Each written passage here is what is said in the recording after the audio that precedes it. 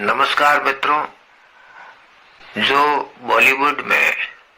बॉलीवुड के दिग्गज अभिनेता, निर्माता, निर्देशक, अदाकारा, अभिनेत्री, उन सब के बारे में जो जानकारी प्राप्त करना चाहते हैं वो मेरे चैनल पर और आज मैं आपको बॉलीवुड के सुप्रसिद्ध निर्माता, निर्देशक, अभिनेता गुरुदत्त के बारे में खास जानकारी लेकर आया हूँ। गुरुदत्त का वास्तविक नाम वसंत कुमार शिवशंकर पादुकोणे था।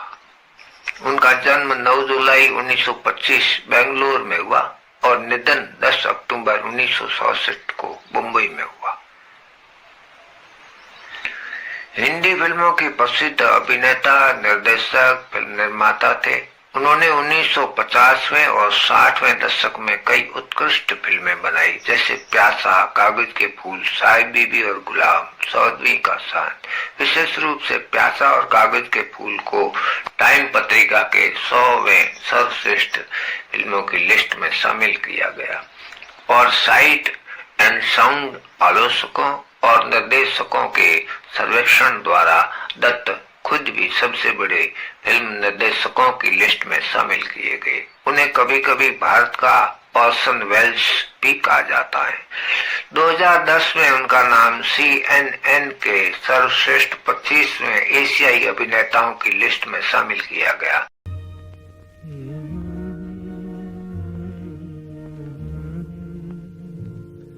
ये पूछे घर दिल कशी के। गुरुदत्त 1950वें दशक के लोकप्रिय सिनेमा के प्रसंग में काव्यात्मक और कलात्मक फिल्मों के व्यावसायिक चलन को विकसित करने के लिए प्रसिद्ध है। उनकी बनाई गई फिल्मों को जर्मनी, फ्रांस, जापान, इंग्लैंड अब भी प्रकाशित करने को सराहा जाता है। पारंपरिक जीवन और पारंपरिक पृष्ठभूमि क्या थी? गुरुदत्त का वैसे जन्म 9 जुलाई 1925 को शिवशंकर राव पादुकोणे व बसंती पादुकोणे के वहां हुआ। उनके माता पिता कोंकण के छत्रपुर सारस्वत ब्राह्मण थे। उनके पिता शुरुआत के दिनों एक विद्यालय के हेडमास्टर थे, जो बाद में एक बैंक के मुलाजिम भी हो गए। ज्यादातर एक्टरों के पिता या तो हेडमास्टर या बैंक में मुलाजिम या फिर आर्मी में कोई लेफ्टिनेंट, कर्नल, फर्नल हुआ करते थे। गुरुदत्त की माँ एक साधारण गृहिणी थी, जो बाद में एक स्कूल की अध्यापिका बन गई। गुरुदत्त जब पैदा हुए तो उनकी माँ की आयु 16 वर्ष थी। बसंती घर पर प्राइवेट ट्यूशन के अलावा लघु कथाएं लिखती थी और जो बंगाली उपन्यासों का कन्नड़ भाषा में अनुवाद भी करती थी। गुरुदत्त ने अपने बचपन के प्रारंभिक दिन कलकत्ता के भवानीपुर इलाके के गुजारे, जिसका उन पर बौद्धिक एवं सांस्कृतिक प्रभाव पड़ा। उनका बचपन वित्तीय कठिनाइयों और अपने माता पिता के तनावपूर्ण रिश्ते से प्रभावित था। उन पर बंगाली संस्कृति की इतनी गहरी छाप पड़ी कि उन्होंने अपने बचपन का नाम वसंत कुमार शिवशंकर पादुकोणे से बदलकर गुरुदत्त रख दिया। कैसी की खबर पड़ी तुमने? अरे भाई, मैं तो उसे जानता भी था। ना जाने बेचारे पे क्या मजबूरी थी। छोकरा चाय लाता है कि नहीं? नौजवान शायर की दर्दनाक मौत।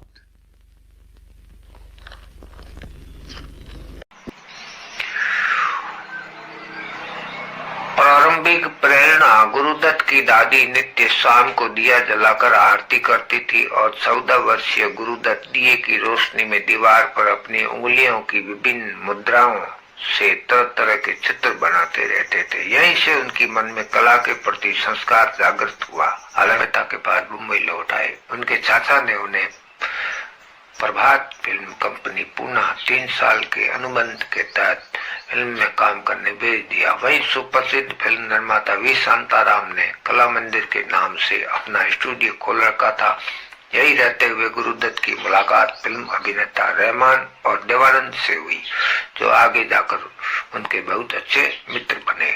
उन्हें पूना में सबसे पहले 1944 में चांद नामक फिल्म में श्री कृष्ण की एक छोटी सी भूमिका मिली। 1945 में अभिनय के साथ ही फिल्म निर्देशक विश्राम बेड़ेकर के सहायक का काम भी देखते थे। 1946 में उन्होंने एक अन्य सहायक निर्देशक P.L. संतोषी की फिल्म हम एक हैं के लिए नृत्य निर्देशन का काम किया। वो अनुबंध 1947 में खत्म हो गया। उसके बाद उनकी मां ने बाबूराव पेंटर, जो प्रभात फिल्म कंपनी वो स्टूडियो KCEO थे, के साथ एक स्वतंत्र सहायक के रूप में फिर से नौकरी दिलवा दी। वो नौकरी भी छूट गई तो लगभग 10 महीने तक गुरुदत्त बेरोजगार की हालत में माटुंगा मुंबई में अपने परिवार के साथ रहते थे। इसी दौरान उन्होंने अंग्रेजी में लिखने की क्षमता विकसित की और इलस्ट्रेटेड वीकली ऑफ इंडिया नामक एक स्थानीय अंग्रेजी साप्ताहिक पत्रिका के लिए लघु कथाएं लिखने लगे। देखा जाए तो उनके संघर्ष का यही वो समय था जब उन्होंने लगभग आत्मकथात्मक शैली में प्यासा फिल्म की पटकथा लिखी। मूल रूप से वो पटकथा कसमकस के नाम से लिखी गई थी, जिसका हिंदी में अर्थ संघर्ष होता है। बाद में इसी पटकथा को उन्होंने प्यासा के नाम में बदल दिया। ये पटकथा उन्होंने माटुंगा में अपने घर पर रहते हुए लिखी थी। यहीं से वो समय था जब गुरुदत्त ने 2 बार शादी की थी। पहली बार विजया नाम की एक लड़की से, जिसे वे पूना से लाए थे, वो चली गई तो दूसरी बार उन्होंने माता पिता के कहने पर अपने ही रिश्ते की एक भांजी सुवर्णा से, जो हैदराबाद की रहने वाली थी। कोरियोग्राफर से लेकर अभिनेता निर्देशक तक गुरुदत्त को प्रभात फिल्म कंपनी ने बतौर एक कोरियोग्राफर के रूप में काम पर रखा, लेकिन उन पर जल्द ही एक अभिनेता के रूप में काम करने का दबाव डाला गया और केवल यही नहीं, एक सहायक निर्देशक के रूप में भी उनसे काम लिया गया। प्रभात में काम करते हुए उन्होंने देवानंद और रहमान से अपने संबंध बना लिए, जो दोनों ही आगे चलकर अच्छे सितारों के रूप में मशहूर हुए। उन दोनों की दोस्ती ने गुरुदत्त को फिल्मी दुनिया में अपनी जगह बनाने में काफी मदद की। प्रभात के 1947 में विफल हो जाने के बाद में गुरुदत्त मुंबई आ गए। वहां उन्होंने अमीर चक्रवर्ती वो ज्ञान मुखर्जी नामक अपने समय के 2 अग्रणी निर्देशकों के साथ में काम किया। अमीर चक्रवर्ती की फिल्म गर्ल्स स्कूल में, जो ज्ञान मुखर्जी के साथ बॉम्बे टॉकीज की फिल्म संग्राम में, मुंबई में उन्हें देवानंद की पहली फिल्म के लिए निर्देशक के रूप में काम करने की पेशकश की गई। देवानंद ने उन्हें अपनी नई कंपनी नवकेतन में एक निर्देशक के रूप में अवसर दिया, किंतु दुर्भाग्य से वो फिल्म फ्लॉप हो गई। इस प्रकार गुरुदत्त द्वारा निर्देशक पहली फिल्म थी नवकेतन के बैनर तले बनी बाजी, जो 1951 में प्रदर्शित हुई थी। अब मैं आपको बताता हूँ गुरुदत्त की कुछ प्रमुख फिल्में। हम एक हैं Aar Paar, Mr and Mrs 55, Pyaasa, कागज के फूल, काला बाजार, सऊदी का शान, साहब बीबी और गुलाम भरोसा और स्वागन। और लाइक करें और चैनल को सब्सक्राइब जरूर करें। चल गई। गला छोड़ भाई, गला 70 का नहीं है। मैं हूँ विजय। ये सब देखो तो सही। विजय, तुम मरा नहीं अभी तक। ये तो वो जिंदा है। मुझे जबरदस्ती